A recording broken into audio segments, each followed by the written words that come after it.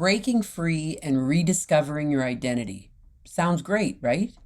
But if you're like 80% of women post-divorce who feel completely lost, you're probably thinking, how the hell do I even begin? That sense of being trapped in the wreckage of your old life is all too real. And honestly, it's exhausting. You're not just mourning the relationship and the loss of the relationship, you're mourning you. So, how do you escape the emotional quicksand? How do you find yourself again when you feel like a stranger? Stick with me and let's untangle this mess together.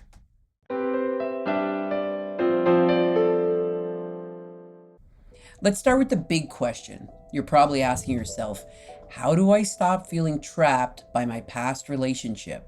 I get it. You've been tethered to that identity for so long, and now that it's gone, it's like you're floating in space. You're untethered, you're unsure of where to land.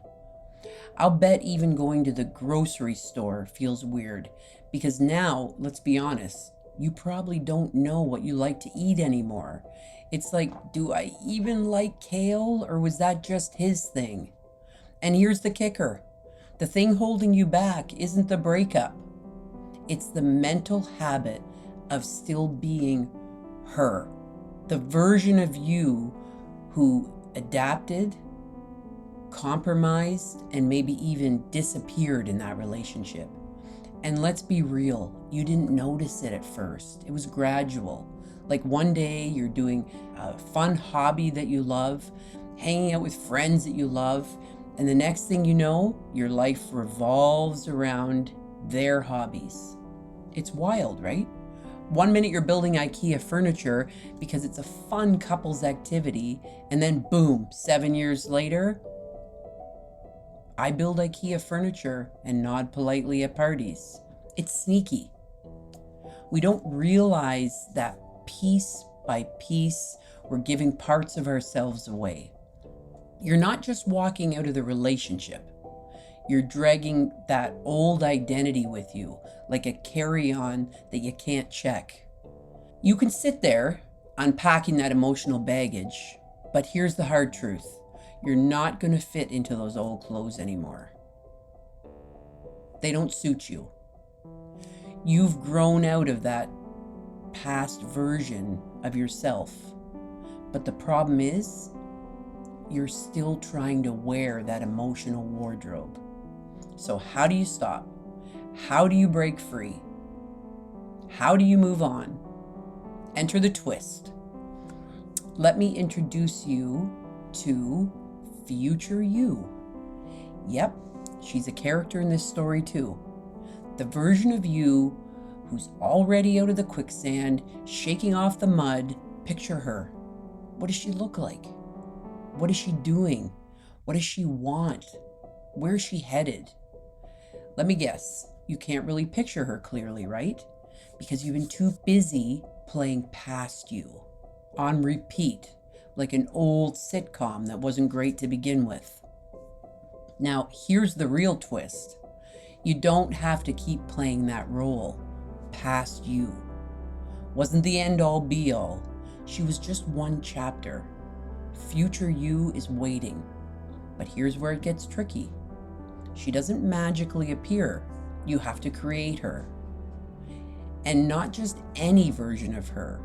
You get to design her from scratch, which, by the way, is scary as hell. Let's be honest. Designing IKEA furniture was tough enough, but designing you?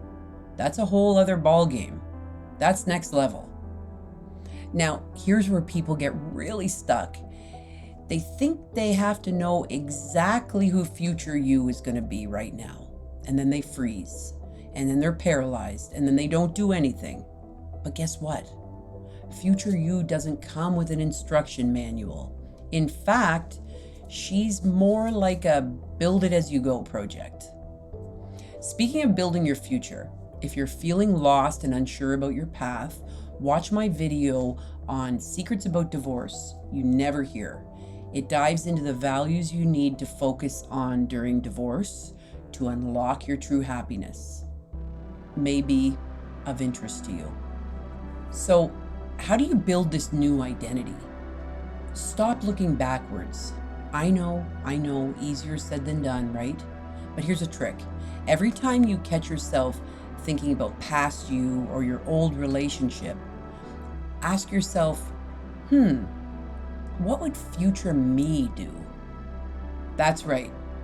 WWFMD. What would future me do? Put it on a bracelet, tattoo it on your arm. Instead of replaying old scenarios, start creating new ones. Because every time you think about future you and you feel future you and you act like future you, you get a little bit closer to becoming her. But wait, it gets better. You're not in this alone. Future you, she's got allies. Yeah, I said it. People who see the new you before you even see her. Maybe it's your best friend who's been waiting for you to pick up that old hobby you used to love. Or maybe it's your kids who've been low-key waiting for you to show them what independence looks like. Here's some more evidence.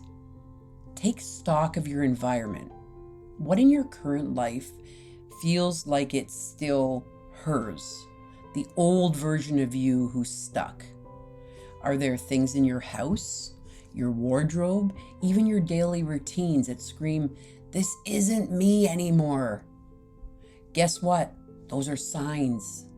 Those are things you've outgrown, but you're still holding on to because part of you thinks if you let go of them, you'll lose even more of yourself. Nope, that's a hoax. That's a trick that your mind is playing on you. The truth is, you're not losing anything. You're gaining everything you've been missing. So often we think that by adding things to our lives, we will be happier. I used to think that. And you know what I found? When I subtract things from my life, I become happier. I'll give you an example of this in my recent life. I was a member of a networking group for the past few years. And, I showed up, I committed, went every week or two, met with all the people, and it was not useful for me to be there. I discontinued my membership. Every single time, and I do this often, every single time I delete something from my life, it's a relief. And it allows me to focus on the things and the people that are most important to me in my life. My work and my vision, my good friends, my health, my family, my children, that's what's important to me.